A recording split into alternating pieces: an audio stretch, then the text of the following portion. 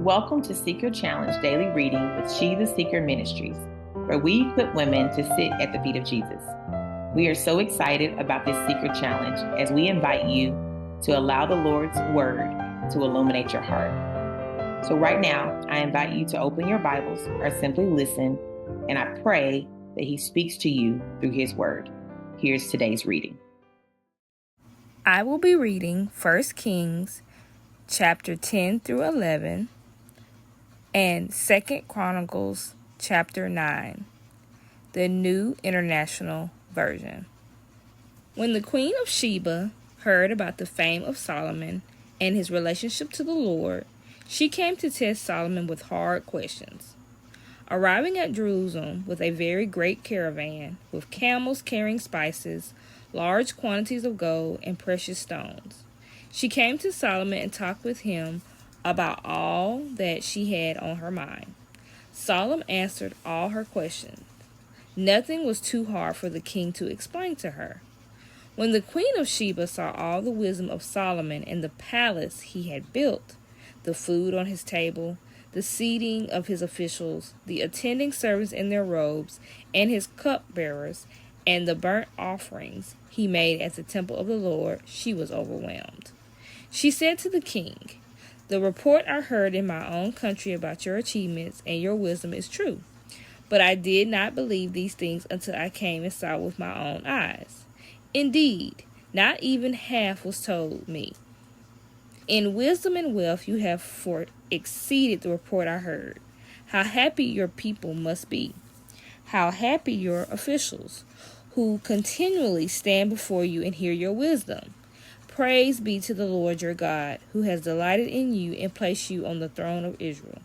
Because of the Lord's eternal love for Israel, he has made you king to maintain justice and righteousness." And she gave the king 120 talents of gold, large quantities of spices, and precious stones. Never again were so many spices brought in as those the Queen of Sheba gave to King Solomon. Hiram's ships brought gold from Ophir, and from there they brought great cargoes of almug wood and precious stones. The king used the almug wood to make supports for the temple of the Lord and for the royal palace, and to make harps and lyres for the musicians. So much almug wood has never been imported or seen since that day. King Solomon gave the Queen of Sheba all she desired and asked for, besides what he had given her out of his royal bounty. Then she left and returned with her retinue to her own country. The weight of the gold that Solomon received yearly was 666 talents, not including the revenues from merchants and traders from all Arabian kings and the governors of territories. King Solomon made 200 large shields of hammered gold. 600 shekels of gold went to each shield. He also made 300 small shields of hammered gold, with 3 minas of gold in each shield. The king put them in the palace of the forest of Lebanon. Then the king made a great throne covered with ivory and overlaid with fine gold. The throne had 6 steps, and its back had a rounded top on both sides of the seat, where armrests with a lion standing beside each of them. 12 lions stood on the 6 steps, one at either end of each step. Nothing like it had ever been made for any other kingdom. All King Solomon's goblets were gold, and all the household articles in the palace of the forest of Lebanon were pure gold. Nothing was made of silver, because silver was considered of little value in Solomon's days. The king had fleets of trading ships at sea, along with the ships of Hiram. Once every 3 years it returned carrying gold, silver, and ivory, and apes and baboons. King Solomon was greater in riches and wisdom than all the other kings of the earth. The whole world sought audience with Solomon to hear the wisdom God had put in his heart. Year after year, everyone came and brought a gift, articles of silver and gold, robes, weapons, and spices, and horses and mules. Solomon accumulated chariots and horses. He had 1,400 chariots and 12,000 horses. which he kept in the chariot cities and also with him in Jerusalem. The king made silver as common in Jerusalem as stones, and cedar as plentiful as sycamore fig trees in the foothills. Solomon's horses were imported from Egypt and from Kuli. The royal merchants purchased them from Kuli at the current price. They imported a chariot from Egypt for 600 shekels of silver and a horse for 150. They also exported them to all the kings of the Hittites and Amorites. 1 Kings chapter 11. King Solomon, however, loved many foreign women besides Pharaoh's daughter, Moabites, Ammonites, Edomites, Sidonians, and Hittites. They were from nations about which the Lord had told the Israelites, "You must not intermarry with them, because they will surely turn your hearts after their gods." Nevertheless, Solomon held fast to them in love. He had 700 wives of royal birth and 300 concubines, and his wives led him astray. As Solomon grew old, his wives turned his heart after other gods, and his heart was not fully devoted to the Lord his God, as the heart of David his father had been. He followed Ashtoreth, the goddess of the Sidonians, and Molech, the detestable god of the Ammonites. So Solomon did evil in the eyes of the Lord. He did not follow the Lord completely as David his father had done. On a hill east of Jerusalem, Solomon built a high place for Chemosh, the detestable god of Moab, and for Molech, the detestable god of the Ammonites. He did the same for all his foreign wives, who burnt incense and offered sacrifices to their gods. The Lord became angry with Solomon because his heart had turned away from the Lord, the God of Israel, who appeared to him twice. Although he had forbidden Solomon to follow other gods, Solomon did not keep the Lord's command. So the Lord said to Solomon, "Since this is your attitude, and you have not kept my covenant and my decrees, which I commanded you, I will most certainly tear the kingdom away from you and give it to one of your subordinates. Nevertheless, for the sake of David, your father, I will not do it during your lifetime. I will tear it out of hand of your son. Yet I will not tear the whole kingdom from him, but will give him one tribe for the sake of David, my servant, and for the sake of Jerusalem, which I have chosen." Then the Lord raised up against Solomon an adversary, Hadad, the Edomite, from the royal line of Edom. Earlier, when David was fighting with Edom, Joab, the commander of the army who had gone up to bury the dead, had struck down all men in Edom.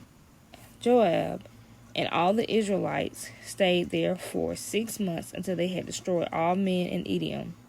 But Hadad, still only a boy, fled to Egypt with the Edomite officials who had served his father. They set out from Midian and went to Paran. Then, taking people from Paran with them, they went to Egypt to Pharaoh, king of Egypt, who gave Hadad a house and land, provided him with food. Pharaoh was so pleased with Hadad that he gave him a sister of his own wife, Queen Taphanes, in marriage. The sister of Taphanes bore him a son named Genubath, whom Taphanes brought up in the royal palace. There Genubath lived with Pharaoh's own children. While he was in Egypt, Hadad heard that David rested with his ancestors and that Joab, the commander of the army, was also dead. Then Hadad said to Pharaoh, "Let me go, that I may return to my own country." "What have you lacked here that you want to go back to your own country?" Pharaoh asked. "Nothing," Hadad replied, "but do let me go." And God raised up against Solomon another adversary, Rezon, son of Eladi, who had fled from his master, Hadazer, king of Zobah. When David destroyed Zobah's army, Rezon gathered a band of men around him and became their leader. They went to Damascus, where they settled and took control. Rezon was Israel's adversary as long as Solomon lived, adding to the trouble caused by Hadad. So Rezon ruled in Aram and was hostile toward Israel. Also, Jeroboam, son of Nebat, rebelled against the king. He was one of Solomon's officials, an Ephraimite from Zeredad, and his mother was a widow named Zariah. Here is the account of how he rebelled against the king. Solomon had built terraces and had filled in the gap in the wall of the city of David his father. Now Jeroboam was a man of standing, and when Solomon saw how well the young man did his work, he put him in charge of the whole labor force of tribes of Joseph. About that time, Jeroboam was going out of Jerusalem, and Ahijah, the prophet of Shiloh, met him on the way wearing a new cloak. The two of them were alone out in the country, and Ahijah took hold of the new cloak he was wearing and tore it into 12 pieces.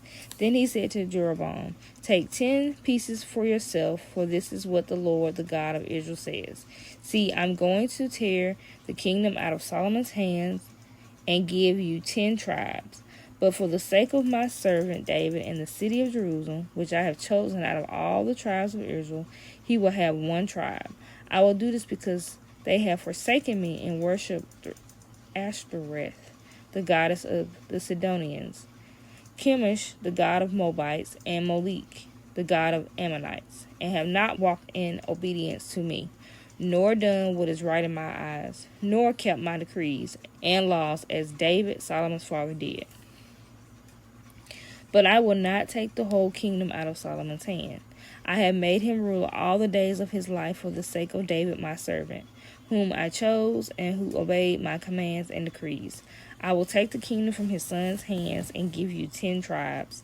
I will give 1 tribe to his son, so that David my servant may always have a lamp before me in Jerusalem, the city where I chose to put my name. However, as for you, I will take you, and you will rule over all that your heart desires.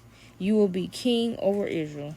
If you do whatever I command you and walk in obedience to me and do what is right in my eyes by obeying my decrees and commands, as David my servant did, I will be with you. I will build you a dynasty as enduring as the one I built for David, and will give Israel to you. I will humble David's descendants because of this, but not forever." Solomon tried to kill Jeroboam, but Jeroboam fled to Egypt to Shishak, the king, and stayed there until Solomon's death. As for the other servants of Solomon's reign, all he did and the wisdom he displayed, are they not written in the book of Annals of Solomon? Solomon reigned in Jerusalem over all Israel 40 years. Then he rested with his ancestors and was buried in the city of David his father, and Rehoboam his son succeeded him as king. 2 Chronicles chapter 9.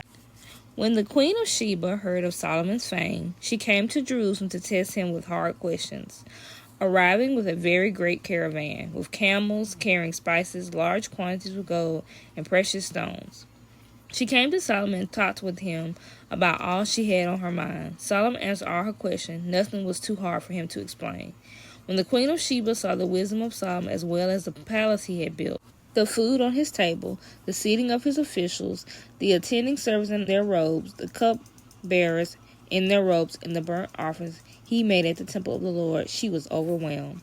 She said to the king, "The report I heard in my own country about your achievements and your wisdom is true, but I did not believe what they said until I came and saw with my own eyes. Indeed, not even half the greatness of your wisdom was told me. You have far exceeded the report I heard. How happy your people must be. How happy your officials who continually stand before you and hear your wisdom. Praise be to the Lord your God, who has delighted in you and placed you on this throne as king to rule for the Lord your God. Because of the Lord your God for Israel and his desire to uphold them forever, he has made you king over them to maintain justice and righteousness." Then she gave the king 120 talents of gold, large quantities of spices, and precious stone. There had never been such spices as those the queen Sheba gave to Solomon. The servants of Hiram and the servants of Solomon brought the gold from Ophir. They also brought algum wood and precious stones. The king used the algum wood to make steps for the temple of the Lord and for the royal palace, and to make harps and lyres for the musicians. Nothing like them had ever been seen in Judah. King Solomon gave Queen Sheba all she desired and asked for. He gave her more than she had brought to him. Then she left and returned her retinue to her own country. The weight of the gold that Solomon received yearly was 666 talents, not including the revenues brought in by merchants and traders. Also, all the kings of Arabia and the governors of the territory brought gold and silver to Solomon. King Solomon made 200 large shields of hammered gold. 600 shekels of hammered gold went into each shield. He also made 300 small shields of hammered gold with 300 shekels of gold in each shield. The king put them in the palace of the forest of Lebanon. Then the king made a great throne covered with ivory and overlaid with pure gold. The throne had 6 steps, and a footstool of gold was attached to it. On both sides of the seat were armrests, with a lion standing beside each of them. 12 lions stood on 6 steps, one at either end of each step. Nothing like it had ever been made for any other king.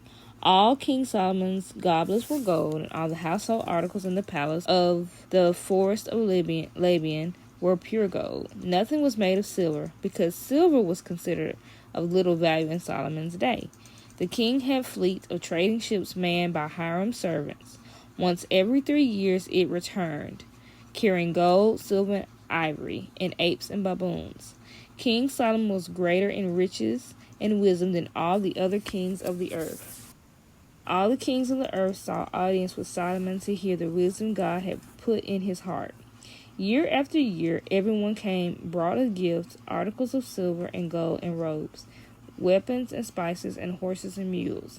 Solomon had 4,000 stalls for horses and chariots, and 12,000 horses which he kept in the chariot cities, and also with him in Jerusalem.